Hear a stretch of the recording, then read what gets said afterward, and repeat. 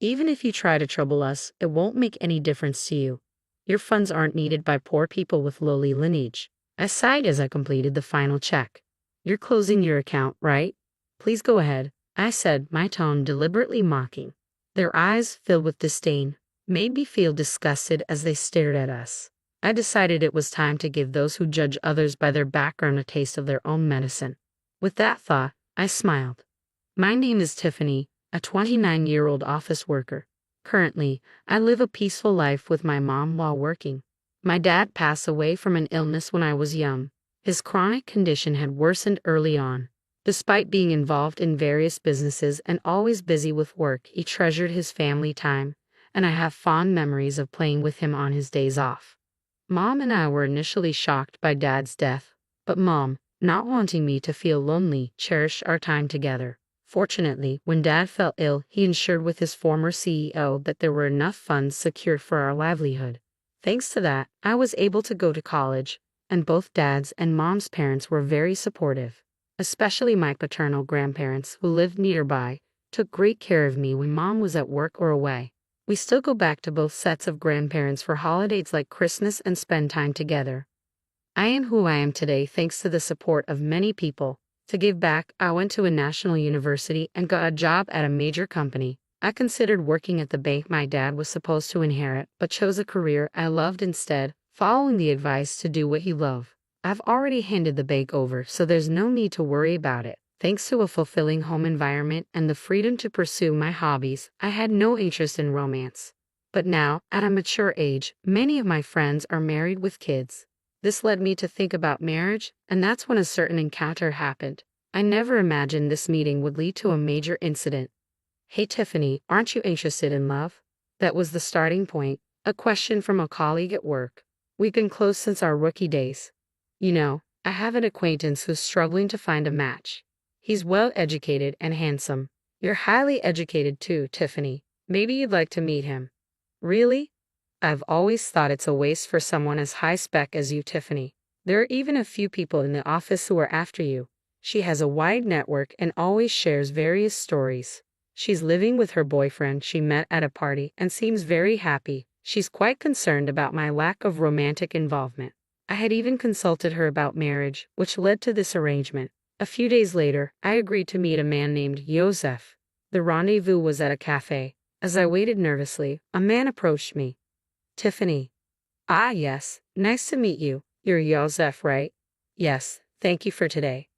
Joseph's expression was blank as he looked me over. It felt like he was sizing me up, which took me aback a bit. Then taking his seat opposite me, he quickly started the conversation. What do you do for work, Tiffany? I work in sales at a company. I've always enjoyed interacting with people and sharing my opinions, which is why I chose sales. I find it fulfilling, and I love the moments when customers are happy with their purchases.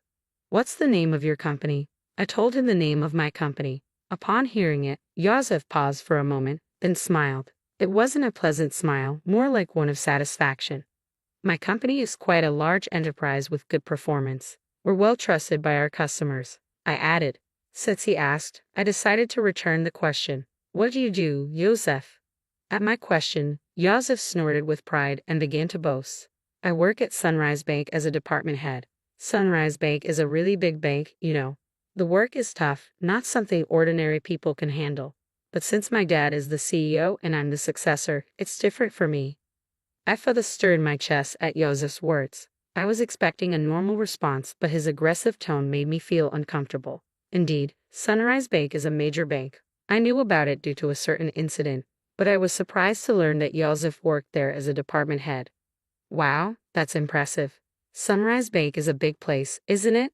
I flattered Joseph on purpose. I saw no need to be rude, and though I suspected this would be our last meeting, I figured it was better to be polite. Pleased with my flattery, Joseph continued to boast about himself. Honestly, talking to him was painful. He occasionally listened to me, but always turned the conversation back to himself, even making outrageous comments about his lack of romantic prospects. I'm quite popular, you know, but it's always people who don't match my family background or education level that come to me, he said. I thought the problem might be his attitude, but I had already decided not to meet him again and informed my friend. As time passed, he still looked satisfied and made a suggestion. I'd really like to meet your parents. Huh? But we just met today. That's exactly why. Parents' excellence is important, especially if we're going to date, right? Inside, I screamed, I have no intention of dating you, but he seemed oblivious to my discomfort and kept pushing forward. When are your parents available? I'll have to discuss it with my mom. What about your dad? As Yosef pressed on, I felt a growing sense of disgust but couldn't find the strength to cut him off. My dad passed away when I was young. At my words, Yosef narrowed his eyes.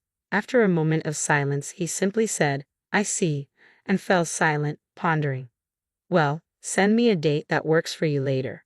I'll adjust my schedule. No, I mean thank you. Should we leave then? Before I could finish, Yosef stood up. It felt like talking to someone from a different world.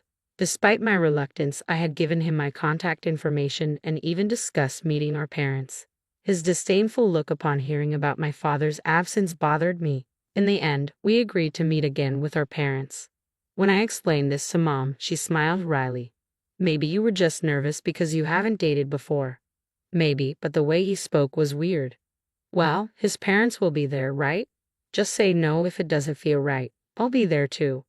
Thanks, Mom. Sorry for dragging you into this, I apologize, feeling guilty. Mom laughed heartily. It's okay, no need to feel bad. Besides, I'm curious about Sunrise Bank. Let's see how it goes. So, Yosef and I arranged a family meeting. At that time, I had no idea Yosef had planned the meeting for such a shocking purpose. On the day of the meeting, we arrived at the place Yosef had chosen. It was a fancy restaurant. It's a big place, isn't it? Yes, it is.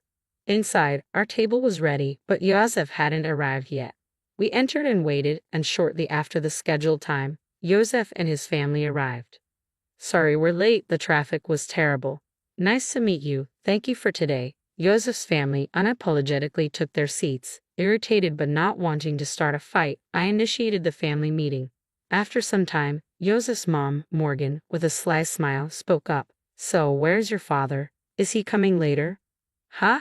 I looked at Yosef, but he just smirked dismissively and said nothing. I had already told him my dad was deceased. Morgan acted as if she didn't know, despite having agreed to meet our families. Mom quickly responded in my stead. My husband passed away from illness when Tiffany was young, so today I'm here as her mother, Mom responded with a calm smile. In contrast, Morgan raised her voice in an exaggerated manner. Oh my, Tiffany is from a single-parent family. I was taken aback by her words. Even after saying my father passed away from illness, her tone clearly carried malice. Being from a single-parent family, life must be quite hard, huh? But she graduated from a public university. That's commendable, right? Really, but still, being from a single-parent family, wouldn't dating her be complicated? Yosef's family's conversation left Mom and me utterly dumbfounded. Despite being present, they spoke so disrespectfully, mocking us as if being from a single-parent family was something shameful. Such words aren't suitable for a first meeting. I was injured. I retorted in a low voice, excuse me, but after Dad passed away, Mom raised me with great care. I owe my current life to her. Isn't it rude to speak about someone like that when you've just met? Morgan, however, burst out laughing. Rude? Isn't it more absurd for the daughter of a single parent to think about marrying into a high-class family? Yosef added, I'm not really into strong-willed women. This is pointless. Realizing there was no getting through to them, I just stared at them in disbelief. I had high hopes since she works at a major company, Morgan continued. Well, you'll eventually carry on Sunrise Bank, so maybe she's not quite at your level. As they hurled more insults, I felt no need to listen anymore. Trembling with anger, Mom glared at them. Did you invite us here today just to look down on us? I heard from Tiffany about the other day. You're enjoying berating us for being a single-parent family, aren't you? It was the first time I heard her speak so sternly. Please stop with the accusations. It was just a little teasing, right? Morgan replied, her tone dripping with mockery. No one feels good being mocked, and all your remarks are condescending. We have no intention of listening to this any further, Mom stated clearly. Yosef's family looked displeased at Mom's clear statement. Presumptuous for commoners. Commoners, huh? Indeed, that may be the case, but this has made up my mind, Mom said. Yosef's family looked briefly surprised at Mom's words, then burst into laughter. They seemed to be thinking, What can you possibly do? Mom sighed and began to speak. Actually, we have funds deposited with your bank, but we don't wish to entrust them to people like you. Oh, really? But we don't know your name, so it can't be much, right? It's probably insignificant. Morgan scoffed.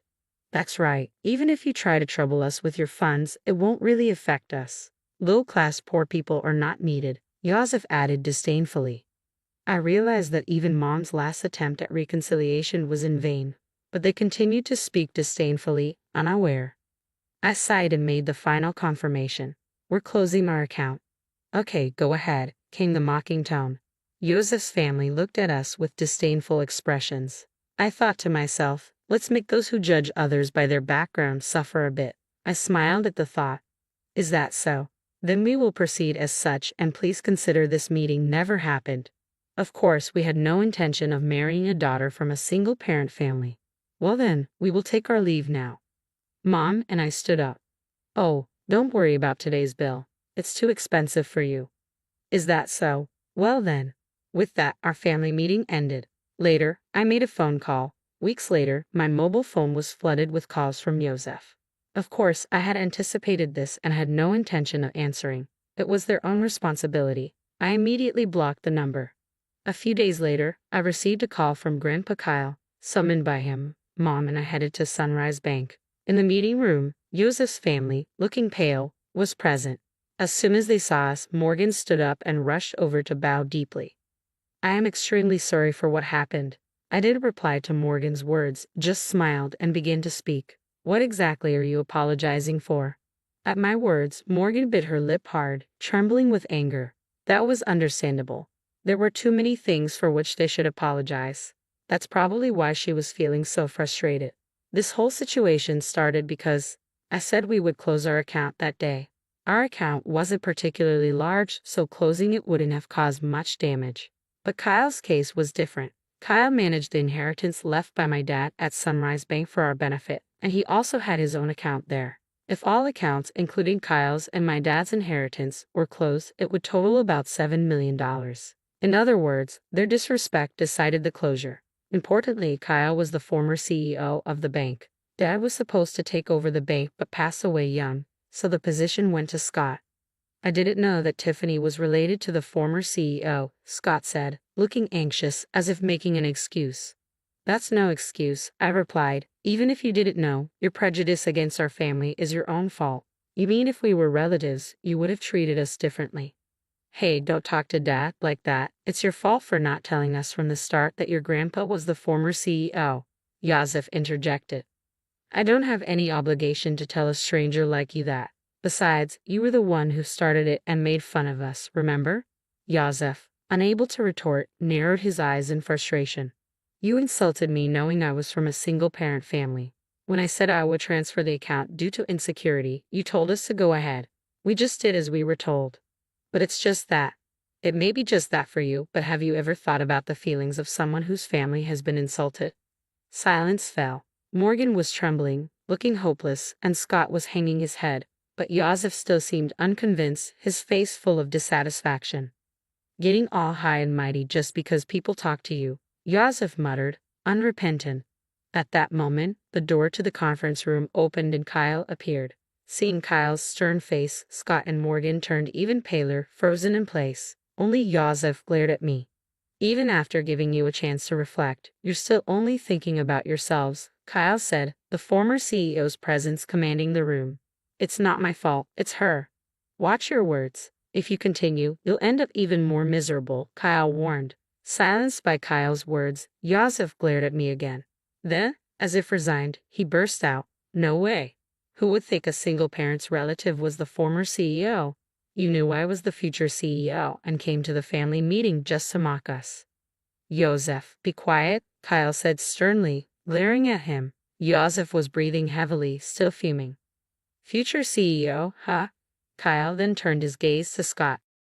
Scott shrank even more under Kyle's intense scrutiny. I understand wanting to leave the bank to your son, but now that I know his mindset, it's impossible for him to continue as CEO. That's ridiculous over something like this, Scott started to retort but sat down again under Kyle's stern gaze. You still don't understand that your attitude is the problem. Though I'm retired, the board will decide. If you have something to say it to them. Remember, we recorded the previous conversation and this one. Don't forget that the voice recorder will serve as evidence. I took out a voice recorder and pressed play in front of the three, replaying our conversation from the other day. How dare you prepare something like that? It's unfair. It was just a precaution, but remember, you forced me into this situation. Yosef had nothing to say in return, and their faces turned pale. Thank you. We'll handle it from here, they said. Mom and I left. Ultimately, Kyle didn't transfer the funds, at least not officially. Scott was removed from his CEO position, and Yosef was demoted. Unable to handle the blow to his pride, Yosef resigned voluntarily. Kyle's influence in the financial industry meant Yosef would struggle to find work in the same field again. Whether Scott knew this or not, he seemed determined to work until retirement, but Kyle said it would be tough for him both mentally and physically. Morgan, who used to wield power as the CEO's wife, apparently started part-time work to maintain her lifestyle, but her character likely made it hard for her to keep a job. I'm really sorry, Mom said. It's okay. You didn't know, right? I replied. I only shared what happened with the friend who introduced me to Yosef. She had just heard about him through someone else and wasn't at fault. Mom was initially concerned about being a single parent, but I'm happy now and can live thanks to the support I've received. When I told her that, she smiled and said, "Thank you." After everything was taken care of, Kyle told us to come over to his house again sometime. I'm really grateful for Kyle's help in resolving the situation. It was tough, but I'm happy now, so it's okay. I have some good news for you. Really? It's not about dating again, is it? It's a friend of my boyfriend this time. He's definitely a good guy. I'm not interested in dating right now, but I'm satisfied with my current life. I want to keep cherishing those who support me, and maybe someday I'll meet someone I really click with.